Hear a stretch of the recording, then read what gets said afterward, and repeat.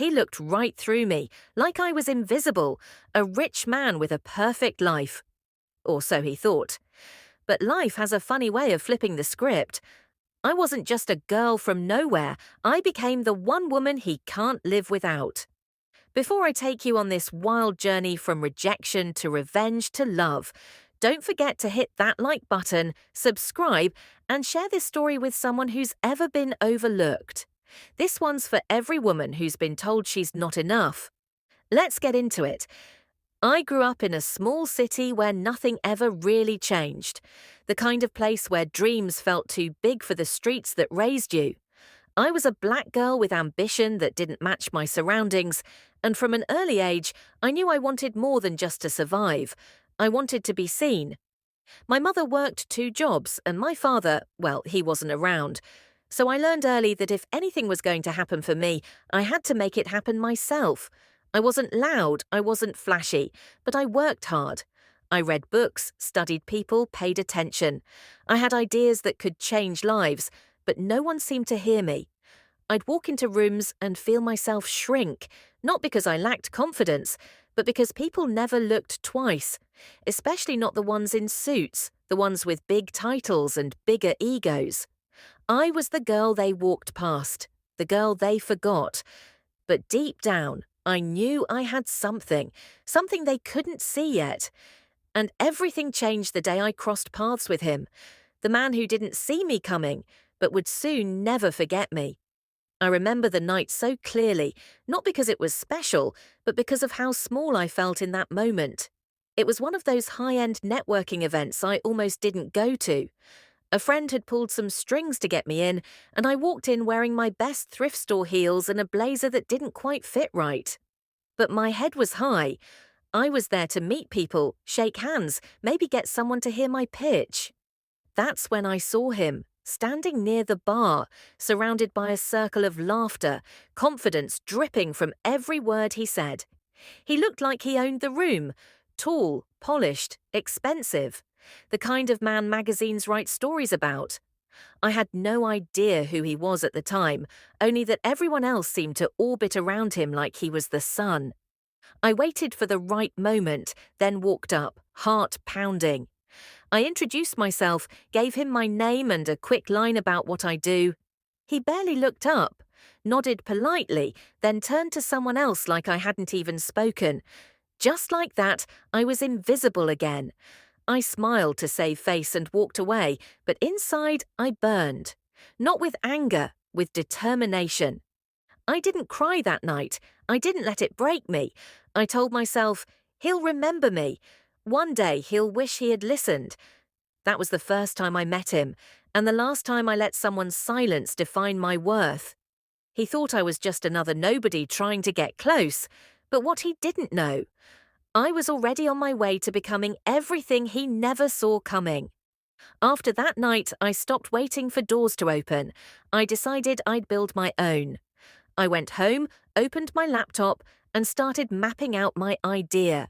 A consultancy that would help women like me, women who had vision, talent, and drive, but no one took them seriously. I didn't have funding, I didn't have connections, but I had something I could control: effort. I worked out of my bedroom, offering free sessions just to get my name out there. Some weeks, I barely had enough for groceries, but I kept showing up. Cold emails, late nights, YouTube tutorials, anything to sharpen my skills. I got told no more times than I can count. People questioned my qualifications, doubted my experience, and ignored my voice. But that didn't stop me, it fueled me. One day, I helped a struggling client triple her revenue. She told everyone she knew. Word started to spread. Slowly, people began to notice, not because I shouted the loudest, but because my work spoke for me.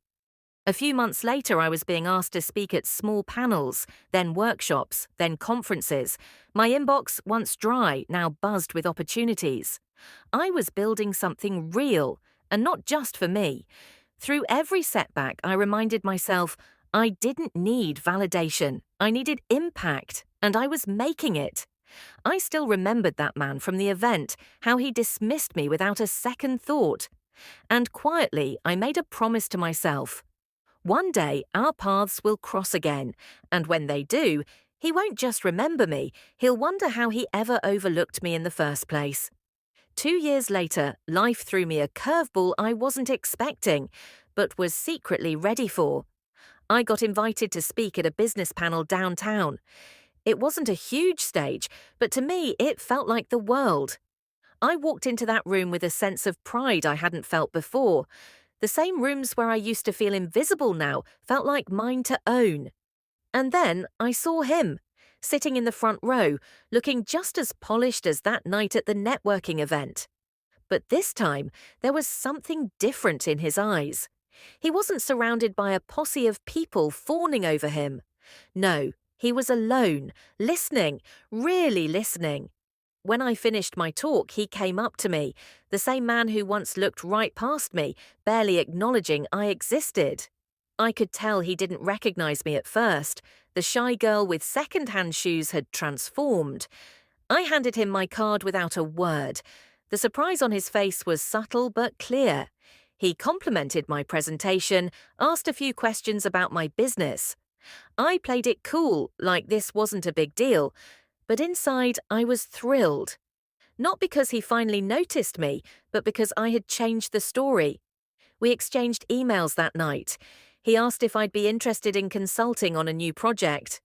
I hesitated, but curiosity won. This was my moment, my chance to show him what I was really made of. Over the next few weeks, our interactions grew from professional to personal. He started sharing things, his challenges, his failures, his doubts. And I started to see the man behind the millionaire image, not perfect, not untouchable, just human. The girl he ignored once was now the woman he couldn't ignore. But I didn't forget who I was. I knew my worth. I wasn't here to fill a gap or be a trophy. I was here to be a partner, in business, in life, on my own terms. And this time, I was ready to be seen, for real. At first, it was all about work. He reached out with a project that was struggling, something big, something important to him. He needed help turning it around, and I knew this was my chance to prove I wasn't just another consultant. I agreed, but on my terms. This wasn't about him rescuing me or me leaning on him. It was a partnership built on respect and skill. We started meeting regularly, diving deep into the project details. What surprised me most was how willing he was to listen, not just to my ideas, but to my perspective. It was like a door had opened. The man who once ignored me was now eager to understand my vision, and I saw cracks in his perfect image. Behind the wealth and confidence, there was vulnerability. Pressure he never talked about, doubts he hid behind a smile. Slowly, those business meetings stretched longer. We talked about dreams and fears, our pasts and the things we wanted to change. He shared stories of mistakes he'd made, things he never told anyone else. And I found myself opening up too, in ways I hadn't with anyone for a long time. One evening, after a long day of strategy sessions, he said something that caught me off guard. "I don't know what I'd do without you." It wasn't a line or some casual compliment. It was real, raw. And it hit me.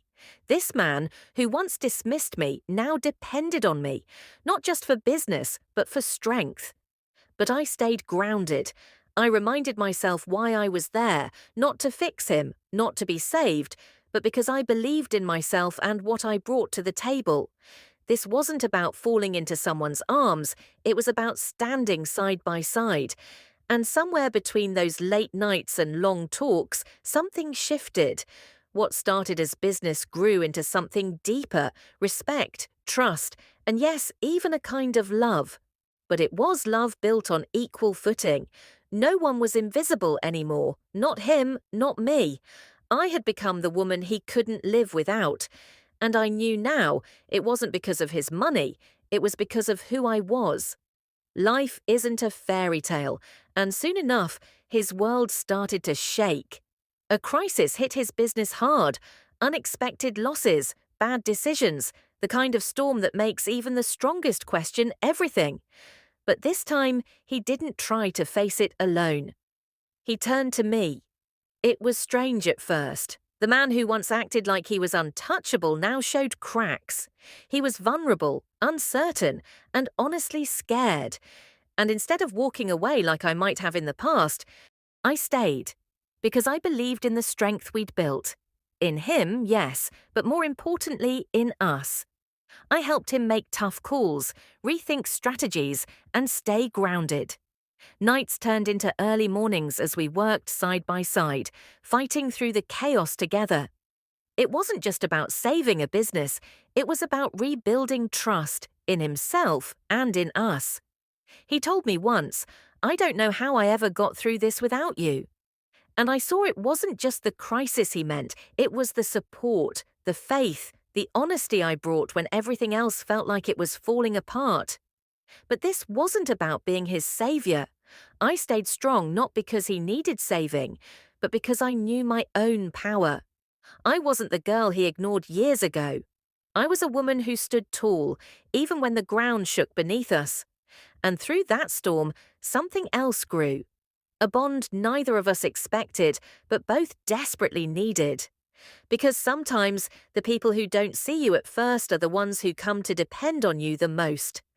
And I was ready for that, ready to be more than just a chapter in his story, ready to be the one who changed it. When he finally said the words, "I love you," it wasn't some grand gesture or dramatic confession. It was quiet, almost hesitant, like he was afraid I might turn and walk away. But I didn't. Instead, I looked him in the eye and let him know that this wasn't just about feelings, it was about respect, trust, and boundaries.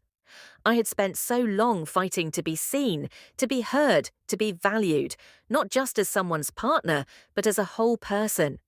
I wasn't about to lose myself in the rush of his words or his charm. Love wasn't something I needed to prove or chase. It was something that had to be earned, nurtured, and shared equally. We took our time. We didn't rush into anything. I made it clear from the start this had to be on my terms, where I wasn't a project or a trophy, but an equal. And he accepted that. More than accepted, he respected it.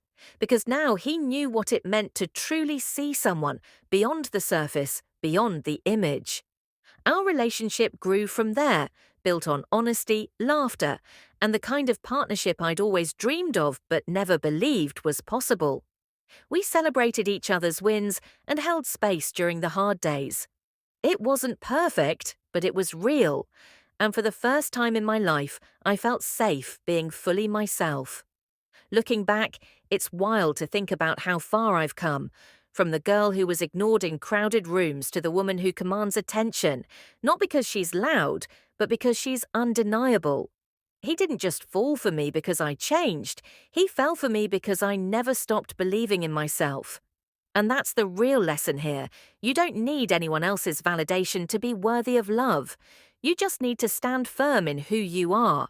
And love will follow on your terms, not theirs. I wasn't just the woman he couldn't live without, I was the woman I couldn't live without too. Looking back, the biggest change wasn't in him, it was in me. For years, I had been invisible because I let myself be. I believed I had to shrink to fit into spaces that were never made for me. I thought I had to prove my worth to people who didn't even care to see it. But that story didn't have to be my truth. The moment I stopped waiting for someone else's permission to shine was the moment everything shifted. I started owning my voice, my ideas, my value, unapologetically. I stopped shrinking in rooms full of people and instead took up the space I deserved. I stopped hoping to be noticed and started creating opportunities that demanded attention. It wasn't easy. There were times I doubted myself, times I wanted to give up. But every no, every dismissive glance, every silent room was a reminder, not of my limits, but of the fire inside me. And that fire kept burning brighter.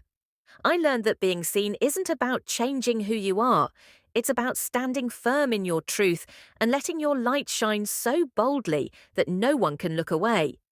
That's how I changed the narrative, by refusing to be invisible anymore. And when he finally saw me, really saw me, it wasn't because I changed to fit his world. It was because I built my own. I became someone he couldn't ignore, not because I chased him, but because I chased my dreams and held on tight to my worth. This journey taught me something powerful. You don't need to wait for anyone to recognize your value. You just need to recognize it yourself. When you do, the world can't help but follow. So yes, I was the black woman he didn't see coming. But more importantly, I became the woman who couldn't be overlooked. I rewrote my story, and in doing so, I changed the way he and the world saw me forever. If you've ever been overlooked, doubted, or underestimated, this story is for you. Drop a heart if you've ever had to rise on your own. Subscribe, share this video, and remember, you are not invisible.